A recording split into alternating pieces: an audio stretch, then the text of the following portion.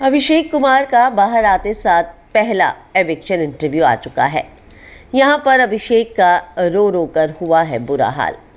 अभिषेक को जिस तरीके से अब अंकिता के हाथों निकलवाया गया, एक बात तो साफ है कि यहाँ पर अभिषेक के साथ पूरी सोची समझी प्लानिंग के साथ उसका एविक्शन किया गया है।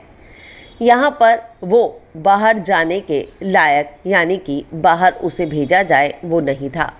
उसके अलावा और भी कई कॉन्टेस्टेंट थे जो बाहर निकल सकते थे, लेकिन यहाँ पर जिस तरीके से अभिषेक को चुना गया है वो जो है काफ़ी गलत है।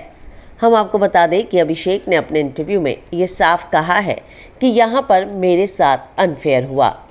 जिस तरीके से समर्थ और ईशा मेरे को पोक कर रहे थे, कोई भी होता किसी का भी हाथ उठ जाता, क्योंकि उन्होंने मेरे मुंह के अंदर टिश्यू डाला था।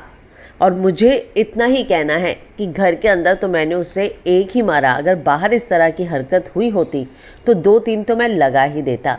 इतना ही नहीं, वो ये भी कहते हुए नज़र आए कि मैं इस बात से बेहद नाराज़ हूँ कि मेरा एविक्शन इस तरीके से किया गया। सारे घर वाले मेरे खिलाफ हैं, ये बात शुरू से ही हर कोई जानता था, लेकिन इसके बावजूद जो है बिग बॉस ने घर वालों के हाथ में एविक्शन दिया। मैंने हाथ जोड़कर कई बार माफ़ी भी मांगी, लेकिन यहाँ पर अंकिता ने अपने फैसले को नहीं बदला। इसके अलावा जब अभिषेक से पूछा गया कि आपको क्या लगता है कि कौन जो है विनर हो सकता है, तो इस पर साफ साफ अभिषेक ने कहा कि मुझे लगता है कि शो का विनर सिर्फ और सिर्फ मुन्नावर ही बनने के लायक है। लेकिन जब उससे कहा गया कि अंकिता, तो उस पर उसने साफ कहा कि अंकिता भी विनर बनने के लायक नहीं।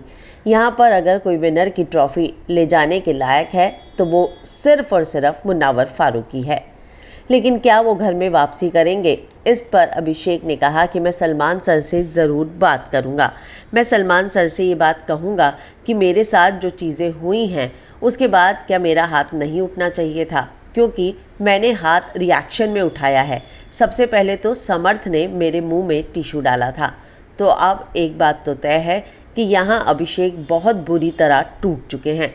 उन्हें तो इस बात पर विश्वास ही नहीं हो रहा कि किस तरीके से अब यहाँ उनके साथ इतना बड़ा फैसला लिया गया है। आप जानते ही हैं कि कल अभिषेक ट्रेंड भी हो रहे थे। इस पर अभिषेक ने कहा कि मैंने देखा कि लोग मुझे कितना प्यार कर रहे हैं, लेकिन जहां उनसे ईशा और समर्थ के बारे में पूछा गया तो उसका यही कहना था कि ईशा जो है बाहर से ही इन सारी चीज़ों की प्लानिंग करके आई थी। मुझे मालूम था कि वो मेरे साथ कुछ ऐसा ही करेगी, और चिंटू पहले ही दिन से इस बात की फिराक में था कि वो मेरा हाथ किसी भी तरीके से उठवाए। तो एक बात तो है कि अब यहाँ पर जो चीज़ें सामने आई हैं बेहद चौंकाने वाली हैं। आप इस बारे में क्या कहेंगे? कमेंट में अपनी राय लिखकर ज़रूर बताएं। क्या आपको लगता है कि अभिषेक के साथ जो चीज़ें हुई हैं क्या वो फेयर हैं? आप क्या कहेंगे? कमेंट ज़रूर करें।